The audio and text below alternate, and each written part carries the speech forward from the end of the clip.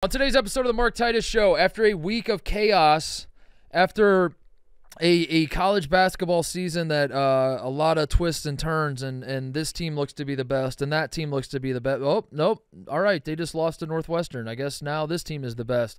A lot of chaos so far in this college basketball season, and yet, when the dust is settled, and the dust is not fully settled yet, but as of right now, here in mid-January, your new number one team in the country is the team that won the national championship last year, the UConn Huskies. First time being number one in the AP poll since 2009, though. Surprisingly, UConn has won 3 national titles since they were last number one in the AP poll. 2011, obviously, the Kimba team. 2014, the Shabazz Napier team. And last year's team all won national championships. But at no point were any of those teams ranked number one in the country, which begs the question, is UConn being ranked number one actually a good thing? Is being good good? That's the question. Is it good to be good, or if you're UConn, would it be better to not be super good and to just be kind of good, and then be really good later in the season? I don't know. I don't have the answers to these questions. But also, UConn was a 1 seed when they won their first title in '99. So as it turns out, probably doesn't really matter with UConn. They can win a title a lot of different ways. Meanwhile, Arizona's road woes continue. They lose at Washington State. It is crazy to me that Arizona very early in the season goes to Duke, wins in Cameron Indoor Stadium, and now in January, I'm scratching my head wondering if Arizona can win on the road because they're losing at Washington State and losing at Stanford, but that is what this sport is. Kansas takes care of business in the top 10 tilt against Oklahoma.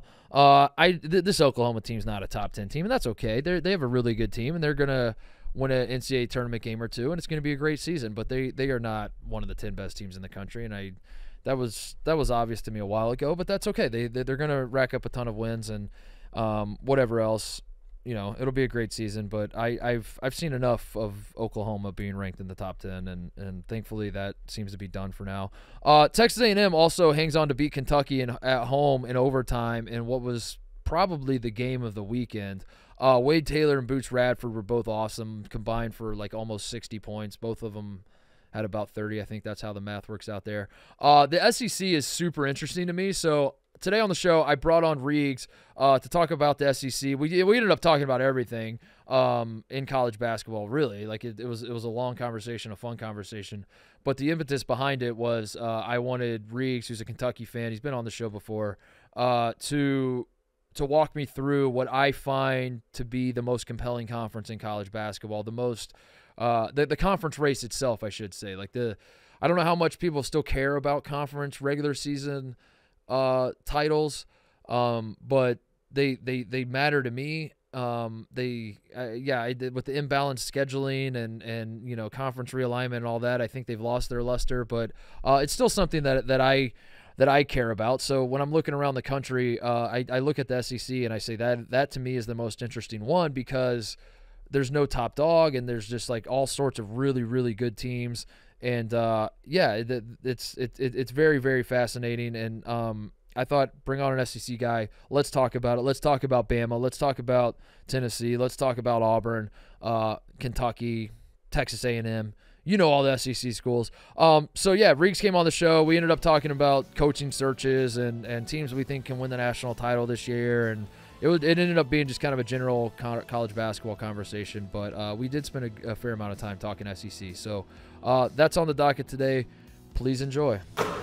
All right, Reags is here. I wanted him on the show today. First of all, he's awesome, and he's one of the few people that work at this company that's into college basketball like I am. I thought there were more of us, Reags. I really did when I signed on, and then they're few and far between at this company, especially during the NFL playoffs. It's hard. I was going to say there's a lot in March. Yeah, there are. There's a lot in March. There are a lot in March when they come to us and they're like, who's hey, that event called March Madness that's literally famous because of how unpredictable it is? Tell me who's going to win that. And then we're like, what? Dude. And then they're the first people to scream Gonzaga's overrated and they lose the Elite Eight. Like it is. It's a long dude, it's such a long season. So we are special because we spend our entire November until that first week of February, second week of February when Super Bowl ends. We're the ones watching shitty basketball and watching refs blow a block charge, which me and you feel the same way about. Yeah. And then we have to deal with people being like, well, this sport stinks. And it's like, yeah, but we love it. Yeah. So shut the fuck up and let us enjoy it. Yeah, there's a lot of things in life that stink, and we still love it because you have to love it. Like NFL product stinks right now. I have a lot of family members that stink. I still love them to death. Right. But they're just bad people, and I don't like being around them. I don't like them, but I love them, you know? Right. I grew up surrounded by Eagles fans. They're the worst human beings I know, and I talk to them daily. That's college basketball. College basketball is like an uncle that's like a complete piece of shit, and like you look at it, but you love him. I don't know, maybe a bad example, but yeah, it's perfect because the NCAA tournament's Christmas when he sneaks you some booze as an 18-year-old. Right, that's exactly what it is. Because that's what it is. Like everyone's like, no, he's married into the family. He's married into the family. He's not really my uncle. And then the Christmas party happens. Everyone's like, dude, Uncle Dave's the best. This guy rules. How can we not get him here? Yeah. Yeah. Why don't we hang out with him more often? And then you hang out around him more often. You're like, that's why, because he's kind of the worst. But that one time a year, dude, he's the best. Anyway, having said all that, last time you were on the show, we spent a lot of time talking about Kentucky and how fun this Kentucky team is and our expectations and all that sort of thing. I guess we could do a midseason reset on Kentucky. I want to do a little bit of an SEC discussion, and then we could talk about whatever else, because I do think the SEC. I've thrown a lot of qualifiers out when I talk about all these conferences because I find a way to say every single one's the best. I don't know if the SEC is the best, but it's the race I'm most interested in. So I want to talk about that. We could I guess we'll just start with Kentucky because that's the team that you care the most about. Mid-season assessment based on where we were.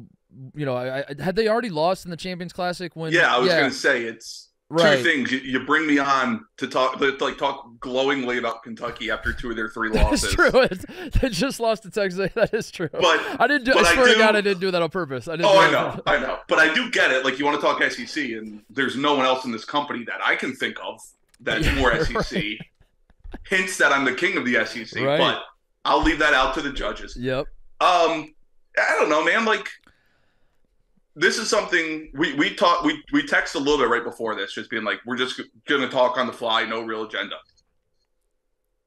I still think Kentucky's awesome. Like, they have an offense that is as elite as anyone else in the country. And I don't know, you can't argue that. Whether you want to use Ken Palm, whatever you want to use, they are elite on that side of the ball. Mm-hmm. Because they can shoot it. They have 4 guards who can score, which in college basketball, like, guess what? You don't win with a big guy. You win with guards. Shit, a lot of quote unquote good teams have 0 guards that can score the ball. Right. Yeah, so to have 4 is incredible. Yeah, and that's what I think is the big difference with this Kentucky team. Obviously shooting, but what's bothering me, not bothering me. What's pissing me off, and this is college basketball like as a whole. It's January 16th when we're talking about this, and I'm already seeing people talk about their resume, and it's like, whoa. They lost to Wilmington, and they only have 1 good win against UNC. It's like everybody does outside of Purdue and UConn because guess what? There's 16 conference games left. Yeah. That's where quad 1 wins are. I don't know. Like, the loss to A&M, I don't like losing. I don't know what fan – like, I don't believe – especially at a place like Kentucky with this team, you can't be like, oh, it's a good loss. People said that after Kansas. It's like, well, they still lost. And at that time, Calipari needed to win one of those marquee non-conference games, which he did against UNC. But I don't know, like I don't walk away from that loss being like, oh my God, this guy's falling down because they lost as a 2.5-point dog on the road. Yeah. To a team everyone thought was top 25 before the season. And still could be, by the way. Texas A&M, right. I haven't given up on completely. No, Wade Taylor and Boots Radford are awesome. Yeah, like what you just said, having 2 guards that can score, both of those dudes. What are they? I don't think they both scored 30, but I think one of them did, and the other one was close. It was like 30 and 24. The fact that you have 2 guys who on any given night could go off for 30 points is an insane luxury. I think Texas A&M they've been banged up too. Like Boots Radford hasn't been healthy for some of the year, and I think Marbles. He's probably not ever coming back, but they expect him to. But whatever. Like they are still going to end up being a decent team. They're all 30 years old too. Like Henry Coleman has been in college since Zion. Yeah, it's the entire team's old. Buzz Williams, is a damn good coach. Like, I don't know. He's on the short list of what, top 25 coaches in America, probably. Something like, somewhere around there when you start ranking them. They're going to be fine. It's a road game in conference. Look at the past week. Everybody loses besides UConn. Dude, everybody sucks. What's going on with the sport? It's just like, and what's funny is like it happens every year. It just felt like this year earlier than normal. Yeah. Like usually this is saved for like end of January, beginning of February, when everyone's like, wait, is anybody good? Or there's one really like elite team and everyone else is like, oh, it's them versus the field. And it is tough when Purdue is I don't know if they're the best team or they might, whatever. A lot of people think they are, and maybe they are. But you have Purdue up there with the National Player of the Year, and they for a while there did kind of look like, not that it was Purdue and everyone else, but it's like, yeah, Purdue is definitively the number one team. Right. Their non-conference schedule was insane, and they beat just about everybody. And well, they did beat everybody. They beat everybody in non-conference that they played. But then Purdue turns around and loses to Nebraska and Northwestern, and you're like, all right, how can that be the team that's so much better than everybody when the last three losses are Fairleigh Dickinson, Nebraska, and Northwestern? And so you're telling me Purdue could beat the hell out of everybody except like the programs that aren't that great, and when that's where the sport is at, and even like in Arizona, who hasn't been to a Final Four in a long time, like I'm just speaking for like casual fans, like you and I know that this Purdue team's really good, and this Arizona team is really good, but like when you're trying to sell the sport to everyone else, and you're like, yeah, so Arizona they're really fucking good. Now I know they lost to 15 last year in the tournament. I know that they let Stanford score 100 on them. I know they lost to Washington State, but you have to trust me, Arizona, very good.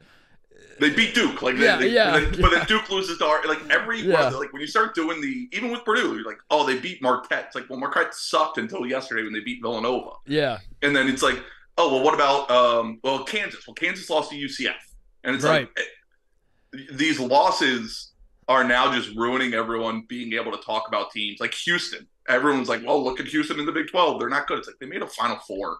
Yeah.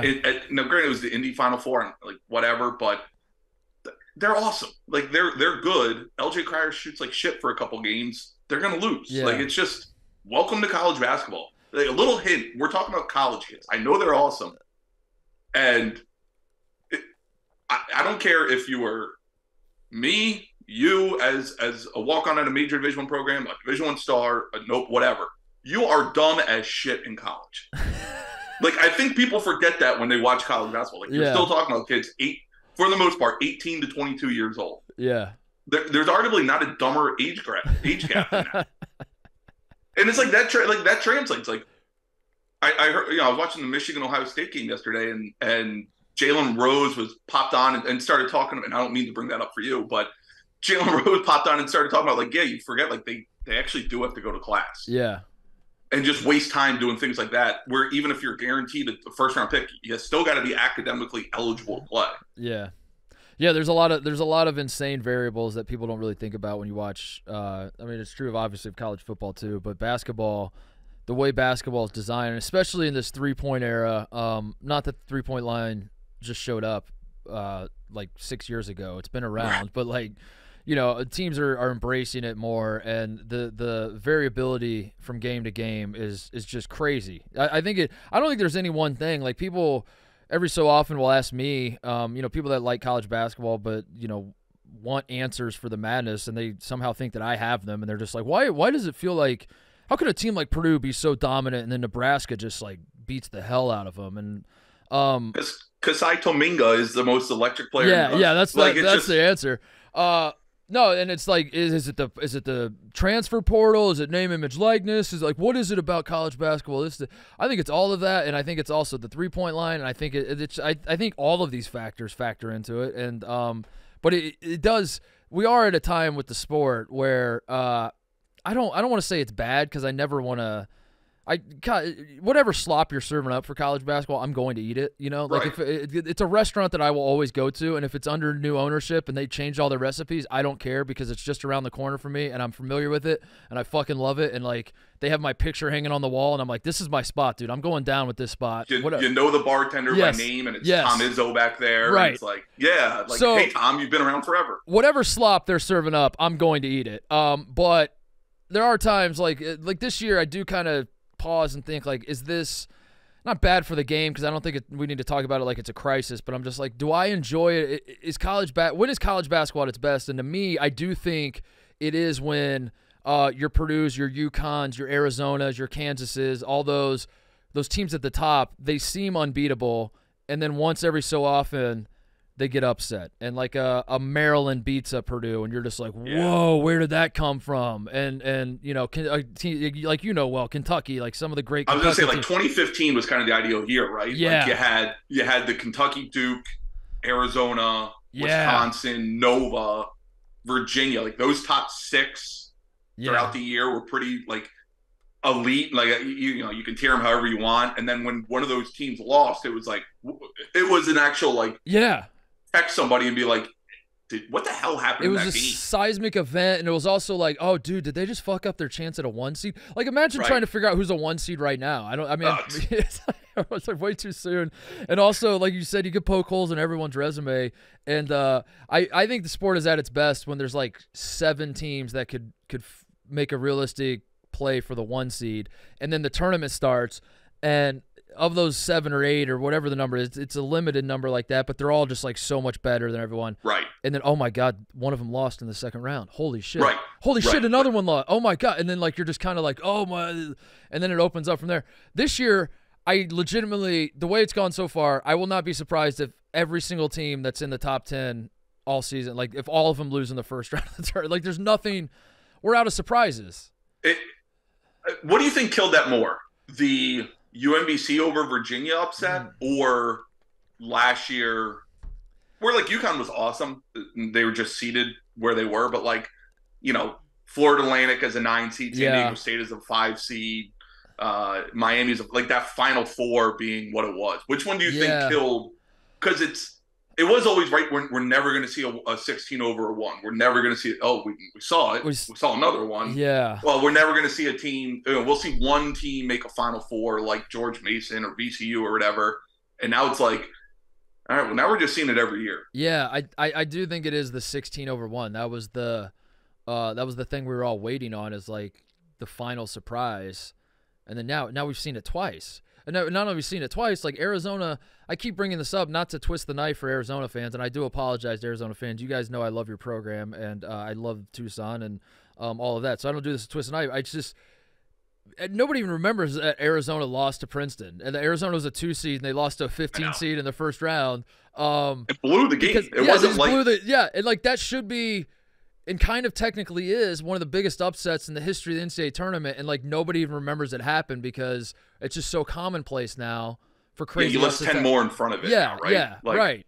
And that's just a weird spot to be, and it is fun, and I do like the madness as much as the next guy. I just, you know, if you're surprised every night, are you ever really surprised? Is the question, right? You know, I agree with you that you do need those elite teams where it's like, and I hate the NBA spotlight on it, but it's like these are surefire NBA, future NBA players that you're watching this year in college basketball. Or the only other way, like you can't have the mix. It's got to be pure chaos the entire year. Mm-hmm.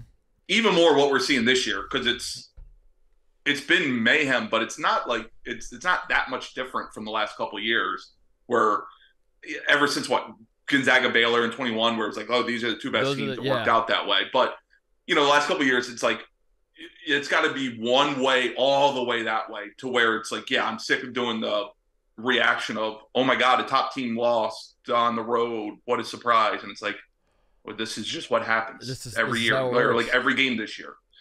It does make it tough, because you mentioned it earlier with like the fight for 1 seeds. And this kind of ties into Kentucky and the SEC. How many teams right now do you realistically think could win a title? Because it's about that time where you start thinking about it. I off the top of my head, without counting them up, I would say probably 10 to 12. That feels right. Say same here. That feels right, but I haven't actually put the list together. And if I started putting the list together, screw it. Let's put the list together. It's like right off the head, you say. What better place to do it than a college basketball show? we don't have time for that. Let's not talk through the. No, let's do it.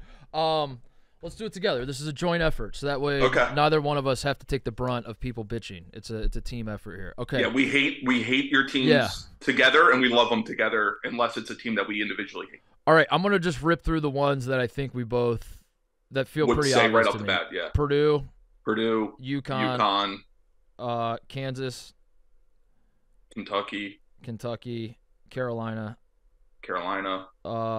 Houston. Okay, so that is. I still say Arizona. 4 or 5. Yeah. Oh yeah. Arizona can. I don't think they will, but I don't think any team will. And then as it turns out, we've yet to have a tournament where no team did. So well, that's not true. 2020. But we didn't have the tournament, so that actually doesn't count. 7. I would say Auburn. Auburn is getting okay. I'll put them on there. I'm not gonna fight that, but I'm gonna circle Auburn because Auburn put a pin in it. Circle it. Put a pin in it. I don't disagree. I just want to talk that through more. Who else? Do you say Tennessee? Tennessee. Yeah, we got to put Tennessee on there. Duh. Do we though? Because I still can't see Rick Barnes ever winning a title. I know. I'm just trying to close my eyes on a Monday with one shining moment playing. I know. I don't see Rick Barnes. But here's the problem, Reags. They are good enough to win it, and it pains me to say that. We said that about Scott Drew. We said that about Tony Bennett. We said that about Jay Wright. That's the other thing going in my head. You know what I mean? Like, I completely agree with you, but it's. I'll concede. They got to be on the list. Yeah. They got to be on the list. They got to be on. So that's 9 now. Who? Let me. Duke.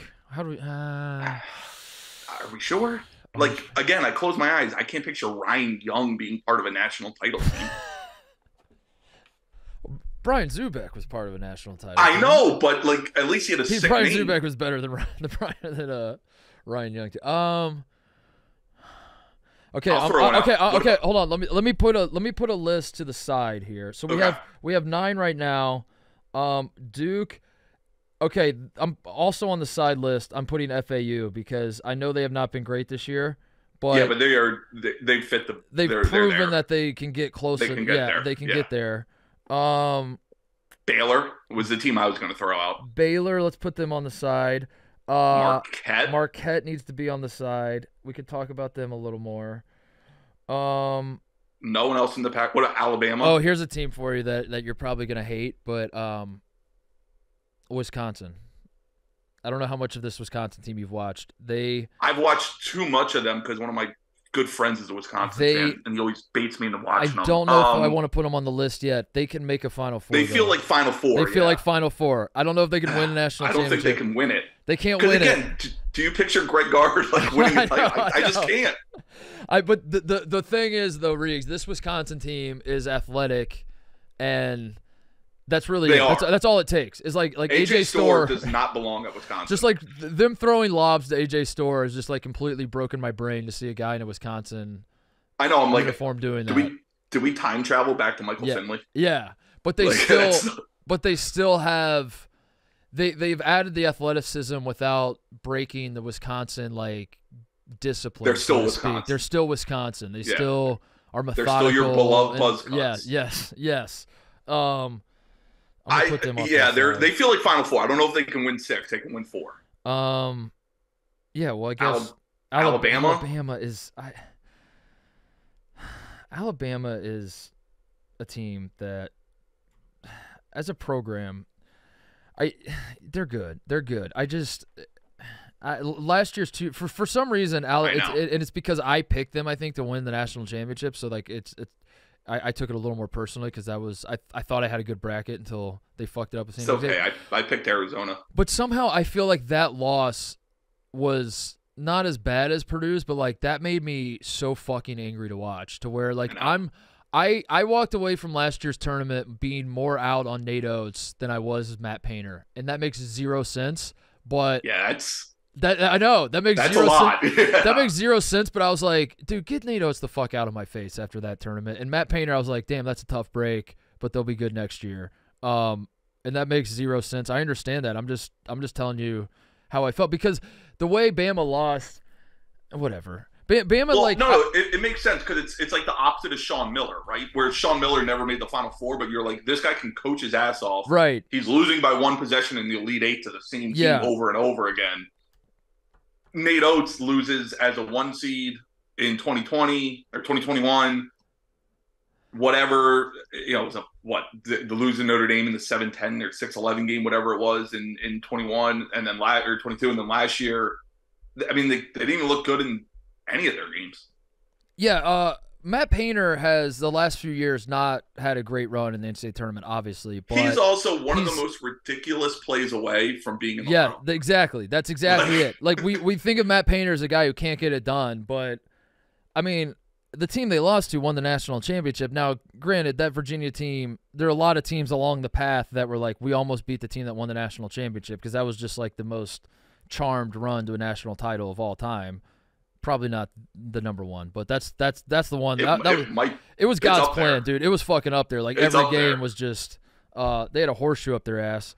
But yeah, if Kihei Clark's pass is 1 split second later than it was, Purdue goes to the Final Four. Maybe they win the national championship that year. Probably right. Not, or was it Diakite that shot the free throw too? It's like he just does what typical college basketball players do and chuck it off the backboard and don't hit the rim or something. Like no, it was Kihei.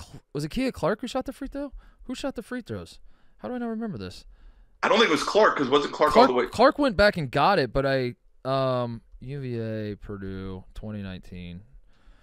All right, well now we have to pause the show to get this right. God damn it. I don't have the commercials on YouTube are out of control. Get this out of my face. Come on. How do we not remember this play? I think because it just got overshadowed by everything else. Ty Jerome shot it. That's absolutely right. That makes that makes way more sense. Yeah, makes the first. Then he has to miss the second. I'm watching it now. I'm just gonna watch. I'm gonna give you a play-by-play as though it's happened. Ty Jerome at the line, 5.9 left, and he missed it. Diakite hits it back. Kihei Clark, dude, what an insane play! He threw it. He whipped it across his body with one. As a freshman, fucking insane. And then Brian Anderson. That's right. Brian Anderson forgot to score. And he got because then he called Virginia the winner. Yeah. What were we saying? Oh, this was an Alabama tangent. Nate Oates. The reason I got so fired up is because I feel like Nate Oates thinks he's like 100 times smarter than he actually is, because like his whole thing is like, I am going to just shoot layups and threes, and I've broken the game of basketball. But he keeps forgetting, like you said earlier, these are all college kids. They're all fucking stupid, and they're all, and their skill level, you can be the best college player of all time and you're still going to have stinker games because you're a college basketball player. And it's like you ebb and flow, and in a one and done tournament, putting all your eggs in the basket of like, we have cracked the code, we have figured it out, that we're just going to bomb threes. San Diego State just ran them off the three-point line, funneled them into the rim protector, Mensa, and he just blocked all the shots. Had a monster at the rim. Yeah. And then Alabama was like, we're just not going to take the wide open mid-range shots because we're smarter than everybody. And I was like, do you think you're smart, Nate Oates? I don't know. Anyway, sorry. So I think we can put with Alabama has a sister program, but they have the same exact. They have the same exact program. I want you to see. You probably will figure out. Same exact way I feel about them. You beat them by just being more physical. You can beat up their guards. They like to shoot threes. They're a major power in one of the Power 6 conferences.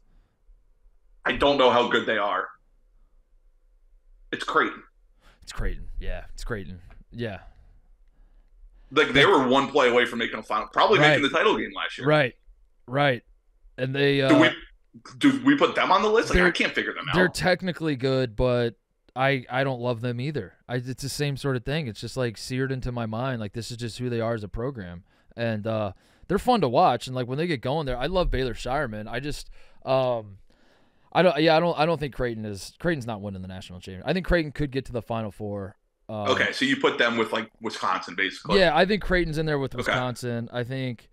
I'm trying to think if we're missing any other names. What about anybody? Illinois, but not if Terrence Shannon Jr.'s done. Yeah. Here's one. Memphis. Or are they just Providence from a couple years ago who wins every game by 4 points and then loses to Richmond? Yeah, I don't think Memphis is Memphis. We're at the point right now in the Memphis season, and I could be wrong, but it feels like we're at the point where the Philadelphia Eagles were 10-1, and you're like, damn, dude. I know we're everyone's saying that all these games are close, but fuck them, dude. They're just haters. We keep winning, and they're just mad that we can't. They're all 38 years old. Yeah. They are. They're the Eagles' defense. Having said that, they are in a very easy conference. What are they ranked now? 10th? Are they in the top 10 now? They're 11 or 10, something like that. Are they? They're 10th. Yeah, they're not the 10th best team in the country. They're not winning the national championship because what's their best win is I just pulled it up here. Their best win, so they've lost to Villanova by a lot. They got smoked. That was Atlantis, right? The Atlantis. Yeah. But to be fair, Nova always smokes teams in Atlantis. They play there every year, I'm convinced, and win it. They lost the close one at Ole Miss that they probably could have won. And then Clemson. And they just keep winning by A&M. Javon Quinterly buzzer beater. A&M on the road's their best win. That's their big win, which is a good win. That's definitely a good win. I need to see more. The problem is I say that, but like what am I going to see? Like they beat the fuck out of North Texas and and I'm going to be like, "Oh, okay, now I believe," like I'm just trying to think, like I don't think there's no one else from the Mountain West, right? Like we don't think Colorado State can win a national title. That's the thing with the Mountain West is they do stink in the tournament. It does feel like the Mountain until West last year when San Diego State makes that is true game. Until San Diego State, who I like almost don't even count as a Mountain West team because they went to the title game. But like all the others though, San Diego State's the only one that could break through. I think that's the list though, right? We're not forgetting anybody. Yeah. There's no one else in the ACC. If you want to talk yourself into Michigan State pulling it together, which you should absolutely not. You should not do that. But you know how people get. They'll see Michigan State in a bracket and they'll be like, uh-oh. Don't let Thomas get hot as a 9 seed. Could it be? I think that's. I can't wait for the Michigan State Villanova 7-10 matchup. You know what mid-major I really like, and they're not going to win a national title, obviously, but the small school that I'm really starting to drink the Kool-Aid on is Dayton. Deron Holmes and Kobe Elvis, dude. I've only watched 3 of their games. Justice for 2020? Is that the theme we're going with on them? Yeah. They don't play as good a defense as I would like, but oh my God, they get rolling. They're a lot of fun to watch. But it's the same sort of thing. Like the A10 is not as good as it should be. As not as good as you and I are accustomed. I remember when the A10 was dude, they might get 4 or 5. Xavier and St. Joe's and that was now we get burner accounts in the A10 and ball stuck under. Do you see the ball? The George Washington game had a delay because the ball got stuck underneath the bleacher. That's A10 basketball. No, I did not. It happened yesterday. I saw it on Twitter, and I was just like, "This happens at CYO ball in 5th grade. They had to take a broom and shovel it out." And I'm like, this is a conference that used to be awesome. Yeah, the A10 had David West split with TJ Ford, National Player of the Year, right? In 03. Yeah, Jameer Nelson. And then Jameer Nelson in 04. They had back-to-back National Player of the Year in the A10. And then Camby in 90s. They've had 3. Dude. They had a bunch. They had a fucking run there. All right, so maybe that's I don't know. Point is, it's 10 about 10 feels right. 10 to 12. Yeah, that feels right. SEC, I wanted to talk to you about the SEC specifically because this is an insane season across the country, obviously. But I want to try to make sense of what the SEC is because as I said earlier, I think the SEC is the most compelling regular season conference race right now. The 2 teams at the top. I'm sorry. Very early, obviously. We're 3 games into it. I think a lot of teams play tonight. We're recording this Tuesday afternoon. Auburn and Bama are at the top at 3-0, and I think they play pretty soon. It's coming up quick. Yeah, it's the 24th. They play in Tuscaloosa. Yeah. Anyway, those 2 are at the top. You have Tennessee, Kentucky, South Carolina, Ole Miss, Georgia, LSU are all 2-1. Now I'm just the guy reading the standings. Anyway, I guess we could do the same exercise with the SEC, but the reason I find the SEC so fascinating is because the Big 12 is the best league in the country, but the Big 12 is also Just give the trophy to Kansas. Just give the trophy to Kansas. And if you're not going to give the trophy to Kansas, give the trophy to the team that beats Kansas. Like either way, it's going through, either way, it's going through Lawrence. You know, like that's how the Big 12 operates. What makes the SEC compelling to me is that Kentucky is obviously by far the best program in the conference, but as we're talking about like these specific teams, I don't know who's in the driver's seat right now. I can't make sense of like who actually, because I feel like there's like 4 or 5 teams that are like, I love our team, I love where we're at, and I think we're going to win the SEC. And like, how do you make sense of all this right now? This is where I hate like not having a true round robin. Like the Big East still has, you play home and away, and I wish we had that because like I forget who plays who once, who gets who twice, and whatever. But it does feel like a race between Tennessee, Kentucky, Auburn, Alabama, and I'll throw one of the Mississippi schools could potentially get up there. Like if you're just talking regular season SEC title, it does feel like probably, I want to say Tennessee's most likely to win a regular season title. Yeah. Right? Like they feel like they care about the regular season. And like, I don't want to take it like they're good. I think you're really, it's like if you're ranking them, I think Kentucky has the highest ceiling. I think Tennessee might have the highest floor. Yeah. Right? Like but I don't trust that offense, and I don't trust Rick Barnes enough. Yeah. To be like, this is a team that like when I said when we've listed the teams, I was like, I can't picture it. Auburn, I can't figure out. Like I don't know how good they are. Everyone seems to love them. Whatever rankings you want to look at, loves them. But like and this is part of, I guess, the problem of college basketball is I just also have the first game in my head when Baylor got up on them, started smoking them early on, stuck in my head where it's like, okay, these are 2 equivalent teams. Why are we in love with Auburn and not Baylor? Auburn, I'm looking at it right now and I'm double checking because I wrote this down as a note, but I even as I'm reading it, I didn't believe it to be true, so I'm double checking it right now. Auburn has obviously lost 2 games, but all of their wins, they've won 14 games. They're 14-2.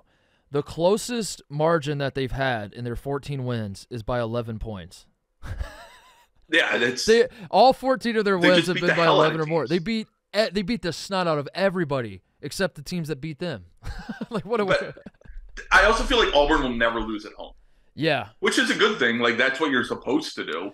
But you can kind of just chalk them in for like 14 wins right off the bat. I'm glad you brought this up because I do think this is a problem with the SEC that and I don't have the data to back this up, but we're not a data show. The Mark Titus show is not a data show. We're a vibe show. We're an eye test show, and it's a gut show. Yeah, it's just gut. We're just going off of gut. I sometimes worry because I have been a little fascinated with the rise of SEC basketball, and I tip my cap to the conference that they decided 5 to 10 years ago that we should give a shit about something other than football and baseball. Yes. And softball, whatever. But it's a conference that, frankly, has not cared about basketball, and they've had some breakthrough. Obviously, Arkansas won a title. Florida won a couple. Kentucky's a great program.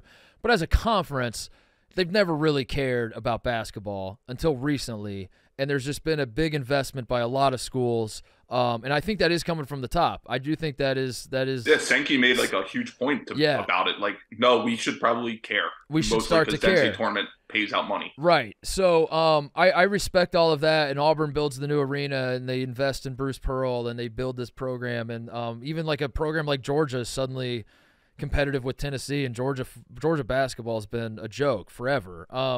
So I love all of that, but the one thing I worry about, Reags, is that the atmospheres of these SEC schools is almost too good to where you get a little comfortable at home. And I'm glad you bring Auburn is the one I point to the most, where I'm like, they win a lot. They're awesome. It is so cool that the fans wrap around the building and they're fucking bonkers. They're crazy on Twitter. They love basketball. To death, yeah.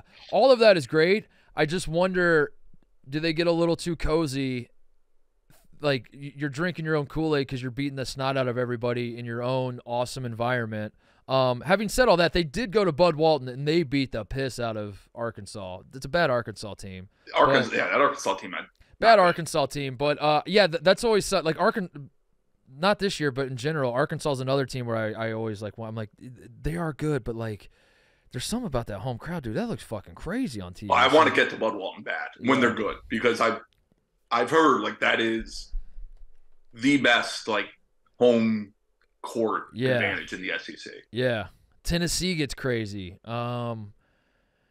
Those people are crazy. Just on down the line, it's a lot of crazy environments. So I don't know. I can't make sense of Auburn. I need to see more in the SEC. Like, they're obviously a good team. I'm talking, like, are they good enough to win a national title? Good. Like, they're next week, I think will tell us a lot. Yeah. When they go to Alabama, if it's a close game for 40 minutes, I will buy way more into Alabama or into Auburn, win or lose, which sounds weird because it's a loss. But if it's like, hey, we went into Alabama and we lost by 4 and it was back and forth, it's like, okay, I believe in them.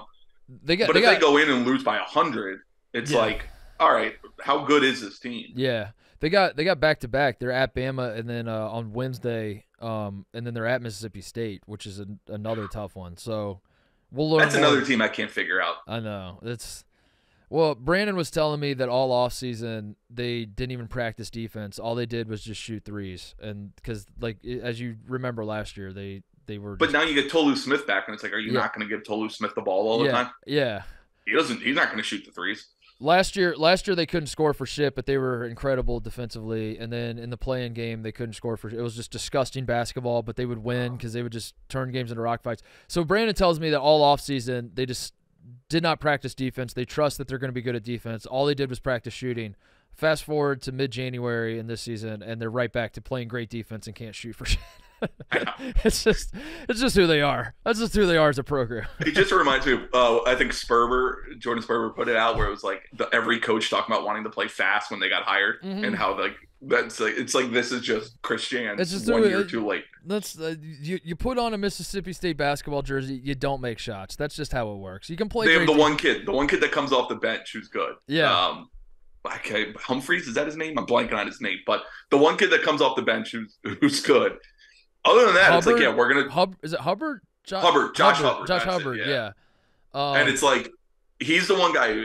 Everyone else is just gonna chuck bricks up and hope they get offensive rebounds, and then foul the shit out of you and hope refs don't call it. And it's like I don't like that's what makes the SEC. I do agree. Like the Big 12 is the best basketball. The Big East is the most fun.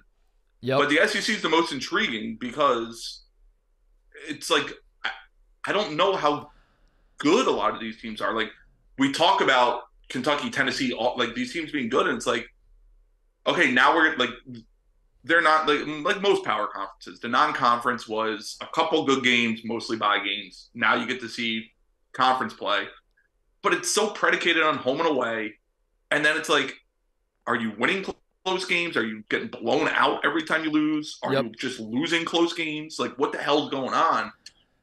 That's why, I don't know. Like, I do think Kentucky is the highest ceiling out of that group. Like, I think that the fact that you can bring Dillingham and Shepard off the bench is such an advantage, not just because of talent, but because it's like, okay, we get off to a slow start. Here comes 2 starters in the game who can also – I mean, Rob Dillingham will shoot it from wherever, from anywhere, no matter the score, no matter the time. And Shepard just he just does everything. Yeah. So it's like, okay, like DJ Wagner struggled, or Reeves missed a couple shots early. Oh no, it's 8-0. Bring these guys in, and all of a sudden it's 12-12. And it's like that's where I love Kentucky going forward. Tennessee. Are they just better Mississippi State? Like, I still don't think they can shoot. Like, I don't trust that offense. Yeah. But then they come back and beat Georgia on Saturday when they're down, and it's like, all right, like, I guess that counts for something, but it's still Tennessee. I can't shake who Tennessee is. I know. They tried. Dalton Connect is awesome, but, like, he's been great. The Gainey kid they got from, I think it was I think he transferred from USC Upstate. USC Upstate. Yeah, is that where he transferred from? Yeah. He was supposed to give him a shot in the arm of offense, but it's sort of like we were saying with Mississippi State. It's like he put on the Tennessee jersey and then immediately couldn't shoot anymore. Just because he's right. Rick Barnes just wants to play Ziegler and Vescovi out so there. It's basically the same team. They now have Dalton Connect, but then Dalton Connect isn't great defensively. So like I don't know if they're when he's out there, do they bring the same defensive intensity? It becomes like a weird. He is the one wrinkle though. I will say, like, I agree with you. I don't trust Tennessee as a program, but like that dude is so fucking good at scoring the basketball that like I can picture at least that. If you told me Tennessee is going to win the national championship, I'd be like, well, Dalton Knecht obviously is going to win most outstanding player. How many did he average on the run to the title? Like 25, 26? He does something like that where he goes and hits 5 threes in a game and then just plays one-on-one. I do think Tennessee, if I was handicapping it, and I don't know shit, but this is just, again, this is the gut. I would say Tennessee's probably the favorite. They're the team that I trust the most, probably just because they have the, as you said, like the highest floor. They have in the regular season too. In the regular season, they have the ability to be down at Georgia, which is a game that like you can't lose if you have serious aspirations of winning the conference. And they can dig deep and find a way to win. Like they are good at that, of like grinding out a win that you probably don't deserve based on how you're playing. Auburn and Bama are intriguing. I do think those are the four, though. Tennessee, Kentucky, Auburn, and Bama. The Mississippi schools are good enough to beat teams. They're not good enough to win it themselves. Florida's really interesting to me. I think Florida's another team. Good luck figuring out. Yeah, they're not going to win the conference, but they can beat anybody on any given night for sure. They feel like Xavier or like Seton Hall in the Seton Hall's actually better, but like they feel like Xavier in the Big East, where it's like they're going to ruin someone's season, whether it's a bubble team who needs a win late in the year tournament, like SEC tournament, or they will be a Tennessee, a Kentucky, all like a team going for a 1 or 2 seed. And it's like, oh no, you lost to like 500 Florida at home because they got hot. Florida has Alabama March 5th, the next to last game of the year. Yeah, at home. Bama needs to win Bama's final 2 games Bama's final 3 games are Tennessee at home, at Florida, and then Arkansas at home. And they're looking at those 3, and they're like tied with Tennessee in the conference race or something, or they're like a game back. They beat Tennessee at home. Now they're tied, and it's like, oh shit! Now if we win out, we're gonna win the SEC, and then they lose at Florida. Yeah, they lose by like 14 to Florida. Can we put a bet on that right now somehow? Because that's gonna happen. That's gonna happen. A&M. I mean, we talked about them earlier. They're the sleeper team. They're a sleeper. Yeah. If I told you right now, A&M wins the SEC tournament, and whether it's a stolen bid or they're like a projected 9 seed who wins it. Would you bat an eye at that? No, absolutely not. Right. Yeah, they're very good. And then, I'm moving past none of these teams I think that we're mentioning are going to win it, but South Carolina is not bad. In fact, they're 14-2, and Meechie Johnson just annoy the hell out of you. He's a fucking bucket, and I just wanted to shout them out because again, that's like a program that you're looking at a list of SEC teams. You're like, all right, well at least cross off South Carolina, at least cross off Georgia. You can't do that anymore. Like Georgia, except for Vanderbilt. Vanderbilt you can. Vanderbilt you can. That's the only one. But Georgia's better, South Carolina's better. Missouri isn't good, but they were good last year at least. Yeah, but this year they're not good. But credit Dennis Gates, he'll just bother the hell. It's the same thing. He gets his guys to never really give up. They're not talented. I was talking to Jim Root from 3-Man Weave about it last week, and he was just like, yeah, we have 4 non-SEC players on the roster. But I looked up, and I'm like, it's a 6-point game. Yeah. Yeah, they just find a way to keep it close. And then Arkansas they're kind of, the wheels are falling off for Arkansas, but, yeah. I mean, you still talk yourself into them. You still talk yourself into them. Or you still, again, not winning the conference, but you're still just like, I mean, they got fucking talent. They got Muss. They got Bud Walton Arena.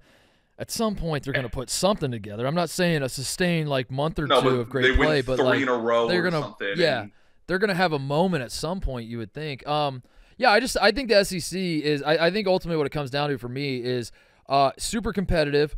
A lot of good teams. You could say that about a lot of conferences. The one big difference to me is there's no obvious top dog, whereas in every other conference. The Big East is deep and it's fun and it's awesome, but it's UConn's right now. And I know Marquette won it last year, but it's like UConn won the national title. They're the number 1 team. They're the team everyone's trying to beat.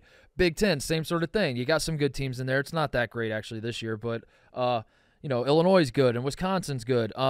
It's Purdue's conference until proven otherwherwise. You got to go through Pac-12 Arizona and then Pac-12's Arizona, a bunch of shit. Yeah. So that's kind of, even though Arizona's lost a couple, it's still like, yeah, but they're very obviously the best team, and it's everyone else. ACC feels like it's just Duke and Carolina. And then everyone else. Whereas people try to talk up Clemson, and it's like, no, it's still Clemson. Like, they're not going to win. I think Carolina is I'm very high on this Carolina team, by the way, which you should be excited about because Kentucky beat them. So. I know, which we go back to like the whole resume thing, and it's just a very old media thing that annoys me. Where this week it's just people we know being like, well, look, how can you rank this team here because they lost to this and they have one quality win? It's like, are we doing this already? Like, can we just not? It's really, just watch the game and tell me who you think's better and look at results. It's really weird to me. I had Evan Miyakawa on the show. Yeah, this was a little while ago. I love his work and he's awesome. He's a great guy too. But I was talking to him about it. It seems a little counterintuitive to me that college basketball would be such a data-driven, analytics-driven sport because my experience growing up with college basketball was just like a bunch of fucking drunk rednecks screaming obscenities at the other, like that was just, and if your guys missed shots, you called them pussies, and if the other, and you're like, get your head out of your ass, boys, we got to start playing better basketball, and it's just like the dumbest fans, and I'm not picking on any program in the state of Indiana. It was just like that was what my experience growing up was like the idea of trying to like show the adults that raised me, kind of like my dad and his whatever, like that community that I grew up in, trying to explain to them like efficiency ratings and all that kind of thing. It's laughable, and that's like to me what the sport is. And now to be here and be like behind baseball, I think we're the number one analytics sport. I think we have to be. Yeah, and it's more than football, which just says go for it on every fourth down. Yeah. Like we're like, no, you have this. You have to take the tempo and then minus this and add this and your percent, and then but you can't do too many of those shots, and then you're deducted this because the game was at home and you only won by 11, not 14, and the team that you beat lost to this team who lost to that. It's ridiculous, and it's like at some point, and like, listen, I love analytics. I think it does tell a lot of the story, but it's also like, can we just watch the game? Just watch the game and tell me what you see. Yeah, that's. I don't know. I struggle with it because I do find it useful. But ultimately, there's just got to be a balance. Like we went so far from numbers are fake and you gotta know the game to watch the game to now everyone being like, well, they're ranked this on this site, and well, that's it. They're not good. I don't care. And it's like, all right, there's got to be a medium somewhere. I remember my first moment where I had that, where I was writing articles for Grantland, and I think it was like a Harrison Barnes, one of the Carolina teams. I was like really fresh into covering the sport. I just got out of college, and I wrote something about how Carolina just doesn't give effort defense. I was like, I need to see more defensive effort out of this Carolina team. Like I feel like they kind of go through the motions on the defensive end. And I got so much shit from Carolina fans because they were like, we're fifth on KenPom and deficient and defensive efficiency or whatever. And I was like, that's great, man. You're fifth because you have a whole fucking team full of NBA players. Right, you're fifth because you're 3 inches taller than everyone else at every position, or you're athletic, and you guys can give 70% effort and still stop everybody. But I know what my eyeballs are telling me, and it's that Harrison Barnes is kind of not trying on defense a lot of possessions, and but I remember that being like one of those, like, you're not wrong, you're not a bad defensive team, but also I'm not wrong, I know what I'm seeing, like, you're not trying on defense. It happened to me on Saturday. All of Twitter, whether it's Kentucky fans, Kentucky media, national media, Kentucky's defense is trash. They're so bad. This is why they can't win.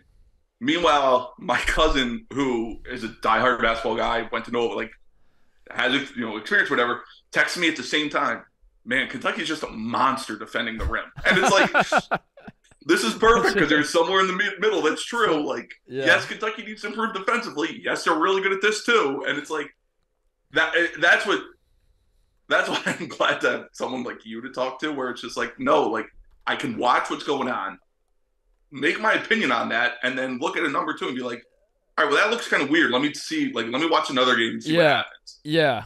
I think for me, analytics lead me down a path to then form my own conclusions. Like, if you tell me a team sucks on defense, that gives me something to watch like what's a team that I haven't really like UC Irvine. I haven't watched any UC Irvine basketball. I have no idea what their resume looks like, anything, their profile. BYU.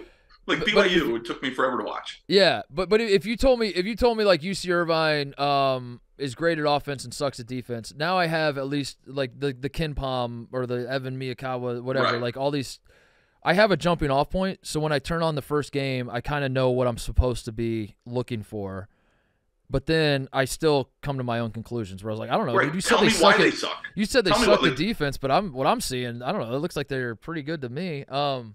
Right. Do they suck because they literally can't keep a guy in front of them? Do they suck because the team went like 11 for 15 from three? Yeah. Right. Like, tell me why they suck. You just can't look at a number and be like, oh, that's it. I just want to be able to call like a team like Duke this year, I think is soft. I want to be able to say Duke is soft and not have to really have a number to back that up. That's all. We got to come up with our own analytics. Yeah. Like me and you are too dumb. We need someone smart to use like, We'll submit our stuff because I agree. Like there needs to be a heart analytic, a soft analytic, a this dude's got it like analytic, like a choker analytic. Yeah, like, give me that stuff and be like, no, see, look, they are soft. I'm not anti analytics at all, but yeah, that's really what it comes down to. Is like I want to just be able to call a team soft and not have anybody. I don't mind if you challenge me. I just don't want you to challenge me with numbers. Like if you're gonna challenge me with something else, but don't be like, you said they're soft, but actually they're one of the top 200 teams in the country at offensive rebound rate, and that means what that always translates to. Shut the fuck up. Well, it's because they get fouled the 8th most times in the country. You just don't know it. It's like no, whatever, man. Refs really, call hand checks. Speaking about Arkansas, by the way, going back to that, the wheels are starting to turn. I don't know. This is reckless. I shouldn't do this, but do it. Come on. I'm not because I have to preface this. I'm not sourced. I am not Trilly Donovan or. I'm still waiting for that hat to drop. Or maybe I am. But I'm not saying this as a source thing. One thing that I am obsessed with Reags is coaching carousels, and that's not true. Let me add a little something to this. I'm not obsessed with coaching carousels. I'm obsessed with my own hypothetical coaching carousels that don't even exist yet, and I just start like. I like to do the domino effect. I do the domino effect where I'm like, all right, Brad Stevens is now at Ohio State. That was awesome. Good job, Mark. And then I type in my computer a bunch, and then I'm like, we did it. Brad Stevens, Ohio State. All right, sweet. And then how the hell did Sean Miller end up at Marquette? Yeah, right. And right now, I'm putting some dots together, and it's this. Arkansas stinks. Arkansas has had a great run. I don't, they can get it back. I don't doubt that. But this particular team stinks, and you start to wonder, is the honeymoon? They're not turning their backs on Muss, but it's not as fun as it was. We'll put it that way. The Arkansas Muss relationship. Muss is a guy from Southern California, San Diego. He's a San Diego guy. I'm thinking here, Reags. Mick Cronin has the wheels falling off at UCLA. He's a guy from the Midwest, which I count Louisville as the Midwest. It's an hour and a half drive from here. I'm starting to wonder, Cronin to Louisville, Muss then goes to UCLA. I love it. We should have coach trades. Yeah, and I'm trying to figure out then who Arkansas would have, but I don't know. I just wanted to put that out there, and it felt like we were talking about the SEC. And Chris Beard back to Arkansas? Chris Beard to Arkansas. He started at Little Rock, goes back to Arkansas. Let's go. We're on to something now. He's not afraid to leave one conference team to another. Let's go. And then Brad Stevens to Ohio State. Done. We did it. Yeah, we take which has nothing to do with any of the things we just said. There you go. Chris Holtman from Kentucky wants to coach in the SEC, takes Ole Miss. Brad Stevens to Ohio State because Brad Stevens' wife is from Ohio. People forget. So the wife is just like, I got to be honest, Brad, I want to get back to Ohio. And he's like, great timing. A job just opened up. I'm sick of the Celtics. Why coach with the Celtics when you could, or why pull all the strings for the Celtics when you can? Why have Joe Mazzulla take all the blame when I can just go to Ohio State? I do love the domino effect fallout of coaches. Like I do the same thing where it's like, just talking to a friend or whatever, and we're sitting around my house bored and being like, man, what if that job opens up? Yeah. And it's like, okay, what if this person takes it? And then, because it's happening right now, obviously in college football with the Saban domino effect. And it's like, we got, as college basketball fans, we got screwed with Nova, UNC, and Duke all hiring in house. Yep. So we missed like the domino effect, like the true domino effect, which we really haven't had since. When's the last? I'm trying to think when. The last like really awesome coach. The Westby to Kentucky. Yeah. When Cal went to Kentucky, it was so obvious from the start. Yeah, because they just hired Passner. Yeah, but I mean, when Kentucky was open, it was obvious it was going to be Cal, and then what's the last like? Because I mean, Arizona took an assistant, so there was no domino effect. When UCLA hired Cronin, that was a wild fucking ride because they for sure. Cronin, it felt like he was their 12th choice. Yeah, I mean that was weird. Louisville hiring Chris Mack was not necessarily totally obvious, but it was kind of was obvious. It was kind of obvious. Yeah, but that was a little bit of a fun search. Yeah, I don't know. I want I'm ready for the Louisville search. Although I'm ready to extend Kenny Payne too. I mean, he got a road win. I'm all in on Louisville. Like, listen, Louisville, got to be patient with your guy. I think Louisville, when they fire Kenny Payne, they need to do at least a week where they give all of us content people time to just throw out all sorts of shit and start putting names together. We need the Rick Pitino back to Louisville. Going back to Louisville. We need Billy Donovan getting in the mix somehow. Do it during like a Bulls losing streak. Yeah, we need Jay Wright. I spotted Jay Wright at the at Churchill Downs the other day. And, like, that means he's meeting with Lou. That's what we need though. We need a big time. We haven't had one. We need one. I know Mick, but like we really need the whole coaching search and coaching domino effect. I want that. I want it badly. Yeah, Syracuse was the same way. Where like Syracuse is, reasonable minds will differ on how big of a program that is, or whether it was just like Jim Boeheim was awesome. But it's one of the better programs, obviously, and they hired in house as well. Yeah, and UConn, like everyone knew Hurley was taking it. Yeah, that's a great point. I can't get a read on. By the way, we're kind of talking about it. I can't get a read on Izzo and how much time he has left, because I saw right before Norlander tweeted out and wrote an article, and he's like, it was all about Izzo retiring. Oh, and really? Like, oh, he says he's not because he's inspired by what Steven Izzo did on Sunday. Oh, really? That's what gets him going. We all were inspired by it, to be honest. Yeah, so it's the highlight of Michigan State's season right now. I got to look this up. Norlander. But he did say he's not going to do a retirement tour.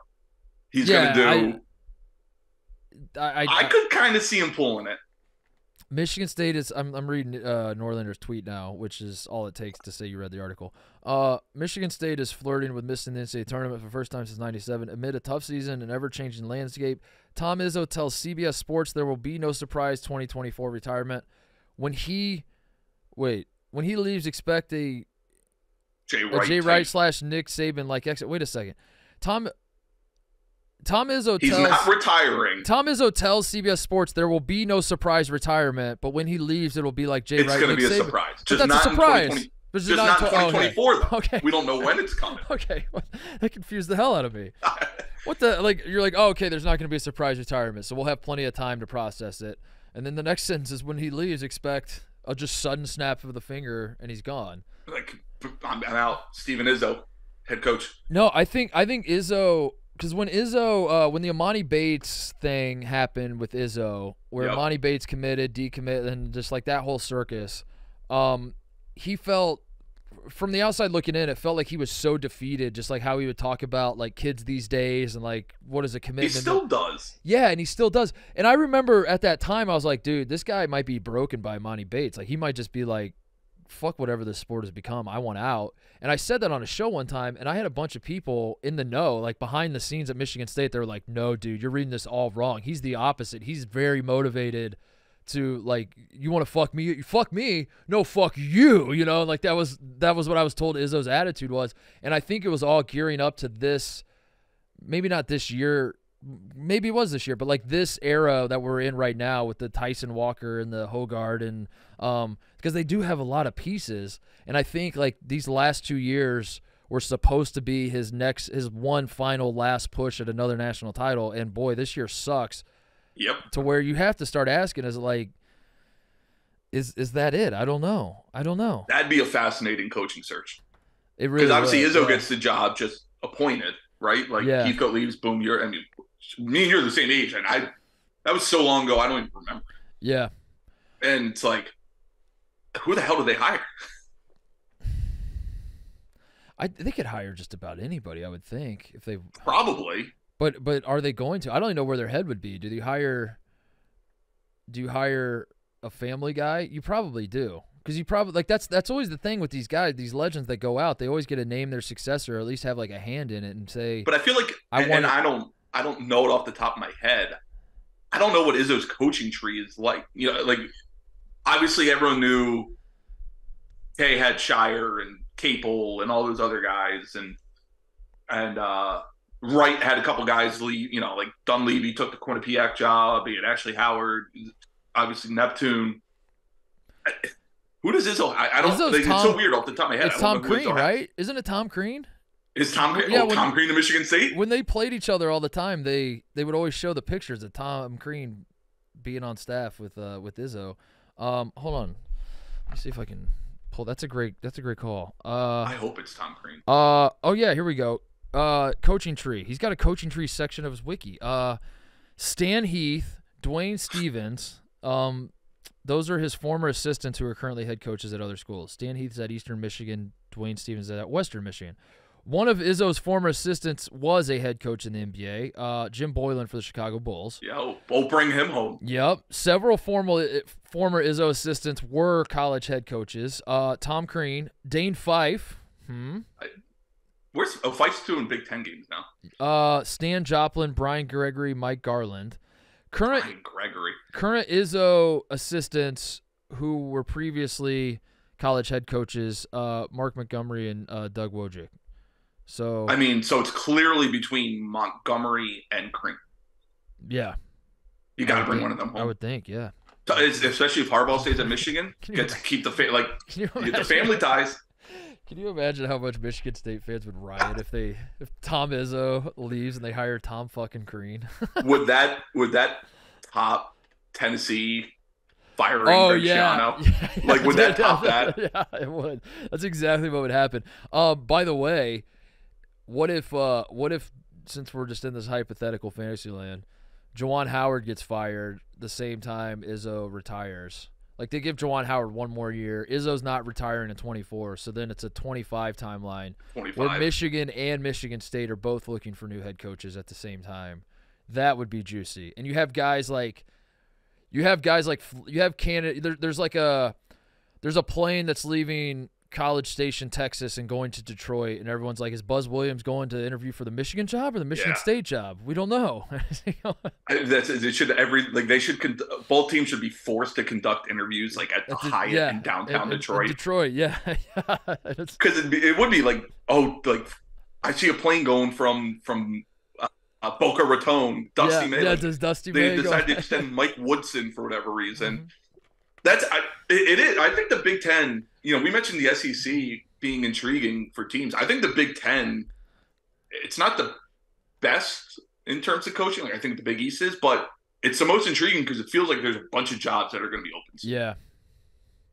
And it's programs that and are big time programs. Oh, do I know them, Reags? I know those programs. I know you do. I know them well. But you know what I mean? Like, it's not it's not Northwestern looking for a job. Yeah. It could be Michigan State, Indiana, Michigan, Ohio State. Like, there could be 4 or 5 perennial top 25 programs looking for a coach. That is true.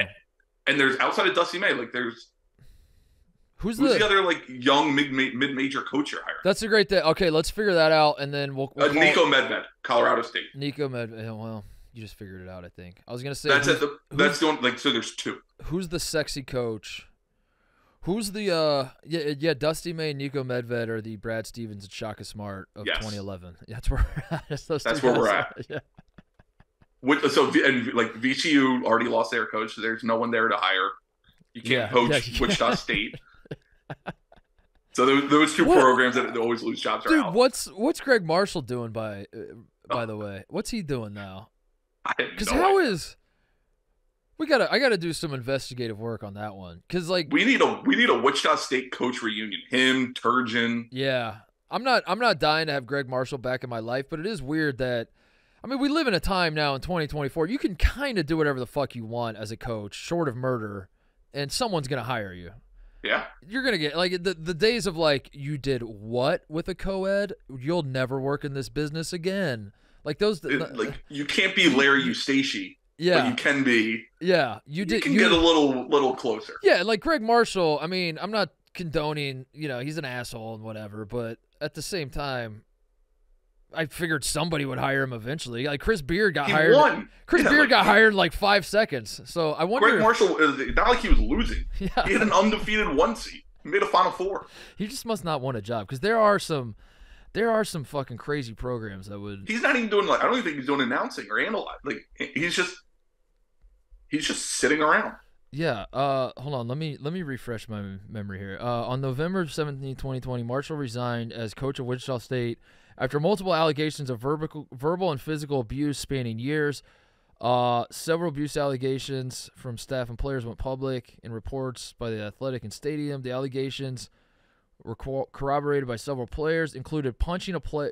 Yep, there it is. Including punching Shaquille Morris during the 2015 practice, as well as choking assistant Kyle Lindstedt during the 2016-17 season. Listen, I'm not for this. Okay, hang on. I should probably finish. Other allegations detailed in the Athletic include Marshall telling a Native American player to, quote, get back on his horse and making Indian howling noises during the 2018-19 season. Can't do that. Okay. I want to be clear on what I'm saying here. I do not like this. I am not cheering for Greg Marshall to be employed. What I am simply saying is I am surprised that nobody has hired him, just because I do. I'll spin it into a positive, Reags. It is refreshing that nobody has hired Greg Marshall. Just because he's won a bunch of games. Just because he's won a bunch of games. Because I am cynical, and I am at a point where I believe that anybody, no matter what you do, you're still employable. So it is refreshing that Greg Marshall has not been hired. How about that? I'm happy that he's not been hired, because I agree with that. Okay. Got to cover our bases on that one. You mentioned because those allegations started one way and ended in a whole other. You said the words Wichita State, and I just immediately went there. This was fun, man. I enjoy having you on the show. We'll have to do it again more often. It's fun just to kind of not have a plan, but still have a fun discussion nonetheless, So. And I'm sure shit will happen in next week, because that's all that happens these days in college basketball. I still like this Kentucky team.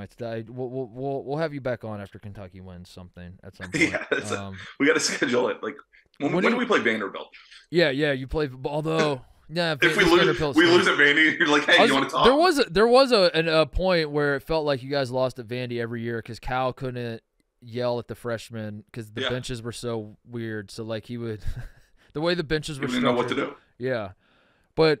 The thing with Kentucky is you get in your head that you lose at a place every year, when really it's like you lost once or twice there, and then that was enough. That used to be enough for you to be like, damn, dude, they always lose there, because it's been twice now. What makes me laugh about like the openings, where it's always like, welcome to the oldest rivalry in the SEC. Kentucky plays Ole Miss, and Kentucky has a 110-41 record, and it's just like, all right, you're trying to hype this crap up way too much. But they have lost 41 times. Is tonight going to be 42? We will see. All right, thanks for doing this, man. We'll talk soon. Man, next time you're back in Chicago, for sure, we'll have you back on. Once football ends, I'll be back out there. Sweet. Cool, dude. All right, we'll talk to you. Quick break to talk about our friends at AllAthlete. This year, my New Year's resolution, I have a handful, but my one physical New Year's resolution, as I've said on the show, is to dunk a basketball again and get video proof that I can still dunk. In my brain, the tank is not fully empty yet. My body might have other things to say, but we're gonna go on this journey together, and I'm gonna do it on the AllAthlete app. So. One of the first things we're going to do is work on the vertical jump. My buddy Greg, who is the brains behind the whole AllAthlete enterprise, has an incredible new feature on the app that allows you to measure your height, your wingspan, your vertical jump, and 20 plus other measurements just by using your iPhone Pro. Here's what I'm gonna do this week. By the end of the week, I was supposed to have done this by today, but I was busy moving into my new house and all that sort of thing, and life got in the way. But we are going to get this done by the end of the week, and it is going to be a heavy dose of reality. Father Time is going to remind me that he is in fact undefeated. But what I am going to do on the AllAthlete app is I am going to this week record my vertical jump and put it on my profile on AllAthlete. And here's what AllAthlete is going to do in return. If you think you can beat my vertical jump, download the AllAthlete app and give it a try. The person with the highest jump will win a $100 Amazon gift card. All you have to do is download the app, screenshot your vertical jump, and post it to Twitter along with the hashtag TitusJump, and tag at AllAthleteINC. That is their Twitter handle. And you'll get a $100 Amazon gift card. It's that simple. Download the app, record your vertical jump. You're gonna beat me. I'm not that good. If I can in fact still dunk a basketball, my height is gonna be playing a big part in that. But that's the problem too, is I feel like I've shrunk. I feel like I'm 2 inches shorter than I was in my prime. But yeah, I'm gonna record my vertical jump. I'm gonna put on AllAthlete. You do the same. You use hashtag TitusJump. You send it to AllAthlete at AllAthleteINC. And the winner will get a $100 Amazon gift card. That's pretty easy. If you can jump high, just prove it. You'll get $100 so you can spend on Amazon for whatever your heart desires. Think you can beat my vertical jump? Download AllAthlete app today for a chance to win $100 Amazon gift card. Go do it now. AllAthlete, an incredible app. I wish something like this existed when I was playing high school sports. It would have turned me into a better athlete. Sadly, you're going to see the kind of athlete I am, and on AllAthlete this week when I do my vertical jump. All right, thank you to Reags. Fun conversation. I got to get him in the mix more. He's fun to talk to, and good guy. Like having him on the show, and I do owe him at this point that every time. I really didn't mean to do that. I've in the past been accused of doing that with other guests. And sometimes I mean to do it, but I don't mean to do it with Reags. That Kentucky has lost 3 games this year, and he's been on the show immediately after the very first show I recorded after 2 of those 3 losses. Where I reached out to Reags and thought, I should have Reags on. I didn't do it on purpose, so apologies to him for that. But it was great to have him on the show. Some shout-outs before we get out of here. Reags and I talked about it briefly. Shout out again, though. I wanna be very deliberate about this. Steven Izzo's first career points. Did you see this clip, Cody? By the way, yeah, legend. By full disclosure, TJ is he's back home for a funeral, so that's why, for those of you that get accustomed to hearing TJ's beautiful voice on the show, he's not in here, but Cody is. You saw the Izzo clip? Yeah, dude, he was so. I was hyped because originally, like in the summer, when you had a guy who needs to wear number 69. That's right. Yeah, that would have been Izzo. Yeah, so Steven Izzo is he's a member of the Trillion Man March, which is the walk on the Club Trillion group that I created like a million years ago. I don't know. There's just like guy. He's a guy who gets it. We'll put it that way. Steven Izzo's a guy who gets it. He does go for trillions when he gets in the game, but every so often he tries to score. He's been on the team for what, like 3 years now. Maybe this was just I don't know. I lose track of time, but he's been on the team for a little bit now, and he's never scored. He scored in an exhibition game, but never in an actual real game that counts. And to get an and one on a starter was so electric, and the place is going nuts, and the bench is jumping up and down. It was very, very cool. And then I saw like a bunch of remixes being made. Someone made like a Creed "Can You Take Me Higher" remix to it, and the Titanic one. I forget all the other ones that people do now. All the songs that you just add to highlight and it makes it better. But yeah, shout out to Steven Izzo. He's got a long way to go to catch me, though. I'll put it that way. You got 3. You're gonna need 6 more to get my respect, buddy. Because I think most people do agree that 9 career points is kind of the benchmark of like true ballers. Like real hoopers know if you score 9 points at the Division I level, minimum. Yeah, you score 9, you're a real hooper. So it is cute, fun little story. But talk to me when you scored 9. Other shout-outs. Rick Pitino says he would rather die of frostbite than lose another game. I love the. I have breaking news. What? He has COVID. He's not coaching tonight. Breaking per John Rothstein. Rick Pitino has COVID? Rick Pitino will not coach tonight versus Seton Hall due to COVID. Associate head coach Steve Maceo, I'm not sure how to pronounce, will serve as acting head coach. He did this to himself. Kind of jinxed himself, yeah. He jinxed himself. He said, I would rather die than lose another game, and then God said, take this COVID. All right, cool. Done. Take this COVID. They lost a heartbreaker to Creighton. They should have won the game, and I understood why he said that. They should have won. They had the game. They let it slip away. Creighton got a much-needed home W. And then Pitino says that in the post-game press conference. I did double-check. It's not John. It is John. I need to double check your double check. As you should. You've been ball sacked a time or two. John Rothstein. Let me see what John's got to say. John says, breaking, St. John's Rick Pitino will not coach tonight versus Seton Hall due to COVID per release. Associate head coach Steve Masiello will serve as acting head coach. That's exactly the tweet that you just read. Yeah, 1 for 2. So. Yeah. Damn, how about that? Well, shout out to Pitino for giving himself COVID, I guess. Not quite frostbite, but yeah. What else? IU Purdue's tonight. We're recording this. I didn't realize this would happen, so apologies to anybody who wants, is expecting the show Tuesday morning. I don't mean to be all over the place with the scheduling. I really don't. Martin Luther King Day plus the NFL playoffs threw our whole schedule out of whack. This show we record usually. I don't know if people care, but we usually record it right after I do the yak. I do mostly sports in the morning. I do the yak in the afternoon. Then we record this show after the yak. And there was, first of all, TJ had to go to the airport to fly back for the funeral. Cody was on his hands and knees begging me to not record during the Bills game because he's a Bills fan, which, I take care of my guys. So I was like, all right, we won't do a show. But on top of it, we just didn't have the resources because everyone was consumed with the live stream and all. It's just a long-winded way of saying I didn't anticipate that being a problem, but it was a problem yesterday. That's why we're doing it today, and here we are now. But anyway, IU plays Purdue tonight. Purdue is at Indiana. It's on Peacock, though, which I have, and I've come around on. I'm still a man of principle. I did not pay for Peacock. I somehow got it. I don't know if I bought some box of cereal and somehow buying that box of cereal there's a coupon for Peacock in it or something. I don't know how I got it. I do have Peacock, so I will be watching, but I still hate these games that are on Peacock. And I know there's a certain point, and maybe we're already there because the NFL playoffs are on Peacock. There is a certain point where once you're complaining about the new service, everyone's flipped. So there's a new thing that's introduced and you're I'm not joining that stupid shit. I'm not signing up for that. Let everyone else sign up for that, but I'm not doing that.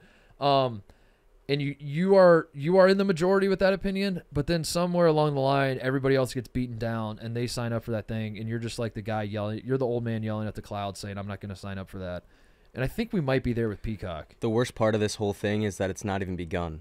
They put out their stats for the stream from the Dolphins-Chiefs game. Yeah. Most streamed game NFL all time. See, so that's just going to open the door for other services. That's what I mean. Is I think, they have to pay. And it's gonna. I think people are signing up for Peacock, which I'm not anti-Peacock. I'm anti-effort. I'm anti-effort to watch. It does suck, dude. Now that I have Peacock and I will watch stuff on and it's a fine app, whatever. I don't care. It was never about that specific app. It was just I'd reached my saturation point. I didn't want to add another one to the mix. But I will say it does suck not being able to hit the back button. It sucks to have to log out, or you don't log out, but you exit out of the app to pull up the other app to pull up my YouTube TV because I wanted to watch this game on Fox, but then this game's on ESPN, and then the same thing to not pile on Peacock, but the same thing with Amazon Prime, the Thursday night games is usually there's nothing else on, so you just kind of keep it locked on that, but every so often there'll be a basketball game I want to watch.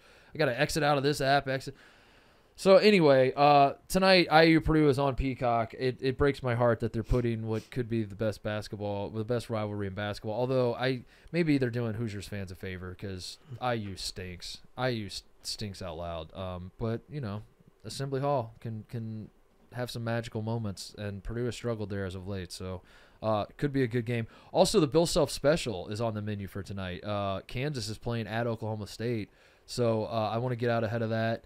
by saying if Oklahoma State wins, I called it. If Oklahoma State lost, it's because Oklahoma State's just not very good this year. And who would seriously expect Oklahoma State to beat Kansas? Come on. But could happen because Bill Self does like to lose at Stillwater. He likes to throw the alma mater a free W every so often. What else? Before we get out of here, I'm done with the Buckeyes. I'm hashtag done with the Buckeyes officially. I will not watch any more Ohio State basketball until we win a road game. The last time Ohio State won a road game was, I think, January 1st, or was it January 2nd of 2023? It's been well over a year now. It was January 3rd. January 3rd. Nope. Got that wrong. It was January 1st. It was at Northwestern. January 1st of last year was the last road game that Ohio State won. We just lost to Michigan on Monday, which I saw coming. I knew it was coming. That's why I did the whole unhinged rant on the last show that the sky is falling in Columbus, and I've run out of patience, and I'm done. I'm done with the team until they win a road game. I'm not, because I had half a mind to do what I did last year and personally hand deliver a W to Columbus. So I think our next game is Penn State at home on Saturday, and I had half a mind to just fly to Columbus and motherfuck the guys, which is I use that word a lot, by the way, and that's just a term to it's just a term that means yell at them. Just so we're all clear, when I say I'm motherfucking the guys, it just means what? I'm just Yo, pause. I'm grabbing them by the gruff of the neck and shaking them and yelling at them, and I had half a mind to do that to make sure we beat Penn State, but my attitude with Ohio State basketball at this point is something that Thad Matta used to yell at us in the locker room all the time to get us going. When he would motherfuck us, he would yell, "I can't care more than you." And it was just a way to be like, I badly want to win this game, but you guys are the ones that are out on the court. Not me, but the rest of the guys, you're the ones that are out on the court. And right now, I care more than you guys care when you're the ones that are going to decide whether we win or lose. And that's where I'm at with this team. Is I genuinely think that I care more about whether they win or lose than all the players on that team. And that's just not that's not how I'm going to operate. So I'm just choosing to remove myself until we got Nebraska, and then we're at Northwestern. If they beat Nebraska, if we win at Nebraska, which we won't, if we win at Nebraska, I will go to the Northwestern game in Evanston. I will personally hand deliver a W there as well, and we'll win 2 in a row, and we'll be on to something, and then we'll have Illinois coming into home, and maybe there'll be a sliver of hope. You have to win at Nebraska if you want me back on, and because I am hashtag done, and that's it. Until they win a road game. If they don't win a road game this year, I'm not going to watch another game this year. So that's where we're at with Ohio State. But there is good news in Columbus. We just got a new AD. I just saw that. We hired Ross Bjork. Is that how you say his name? Bjork. I don't know what this means. I don't know. I don't know the guy. I know he's coming from where, at Texas A&M, right? He was at Texas A&M AD. I don't know a ton about. Was he the guy holding the check? Is he the guy that fired Jimbo? He was holding the check on the field. Is that this guy? When they were playing Mississippi State and they were presenting a check for the boosters, and then the next day Jimbo Fisher got fired after they beat Mississippi State. It must have been this guy. He must have been the guy that fired.